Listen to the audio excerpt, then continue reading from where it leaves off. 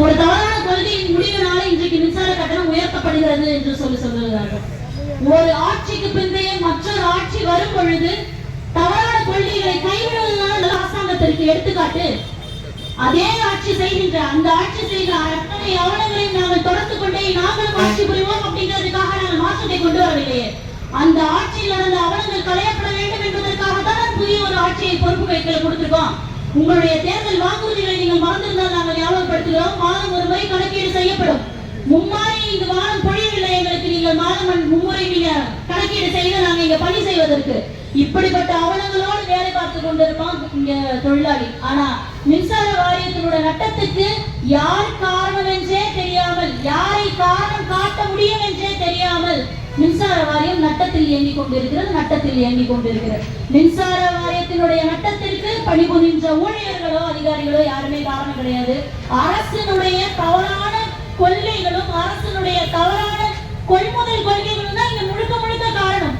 ஒரு அரசாங்கம் பண்ணுகின்ற தவறுக்கு எப்படி ஒரு பொதுதளத்தில் நீங்கள் குற்றவாளிகளாக இங்க அமர்த்த முடியும்? ஒவ்வொரு கஷ்டப்படுகின்ற வர்க்கத்தினுடைய கரண்ட் பில் இன்னைக்கு ஹையஸ்ட் ரேட் பாத்தீங்க அப்படின்னா 55 பைசா யூனிட்டுக்கு ஏறி இருக்கிறது. முந்தைய ஆட்சி காலத்துல 500 யூனிட்டுக்கு 1330 ரூபாய் கட்டி கொண்டிருந்தோம்.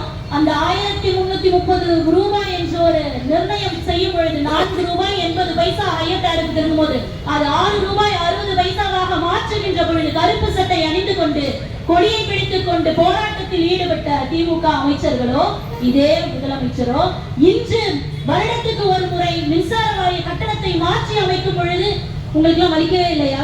அன்றைக்கு 1 ரூபாய் 80 பைசா ஏற்றும் போது உங்களுக்கு எல்லாம் வலித்த வலி இன்று 200% கரண்ட் பில்லை ஏற்றி விட்டோம்.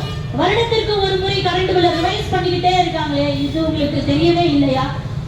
இங்கு மக்களை பாதுகாக்க வேண்டும் என்ற நோக்கத்தோடு வந்த எந்த ஒரு அரசாங்கமும் இந்த தவறான கொள்கைக்கு அடிபணிய கூடாது என்பதுதான் எங்களுடைய வேண்டுகோள்.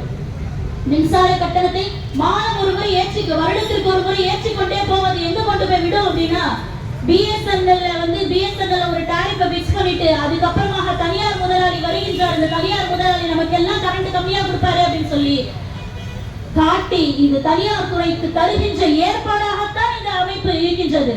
இந்த மின்சார வாரியம், இந்த மின்சார ஒழுங்குமுறை ஆணையத்தினுடைய இந்த டிஸ்காமினுடைய மொத்த குறிக்கோளே எந்த ஒரு டிஸ்ட்ரிபியூஷன் கார்பரேஷனையும் மத்திய அரசோ மாநில அரசோ கையில் வைத்துக் கொள்ள வேண்டும் என்ற அவசியமே கிடையாது. இதை மொத்தத்தையும் தனியார் நிறுவனத்திடம் கொடுத்து விடலாம். தனியார் நிறுவனம் இங்க இருக்கின்ற மொத்த கட்டமைப்புகளையும் உபயோகித்துக் கொண்டு மக்களுக்கு கம்மியான ரேட்ல கொடுப்பாங்க.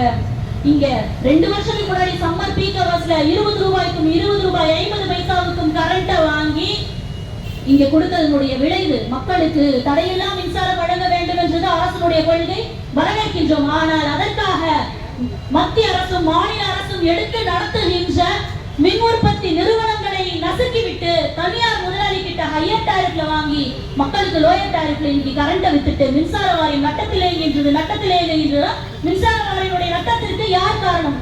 அதற்கு பொதுஜனம் எப்படி பொறுப்பாக வேண்டும் என்றுதான் எங்களுடைய கேள்வி. இந்த மின்சார கட்டண உயர்வை நாங்கள் வன்மையாக கண்டிக்கின்றோம். பொதுமக்களுக்கு இடையூறாக இருக்கின்ற இந்த மின்கட்டண உயர்வை ரத்து செய்ய வேண்டும். நாளை தனியார் முதலாளிகளிடம் இதை தாரை வார்ப்பதற்கான ஏற்பாட்டினை முற்றிலுமாக கைவிட வேண்டும் என்று என்னுடைய உரை முடிக்கின்றேன்.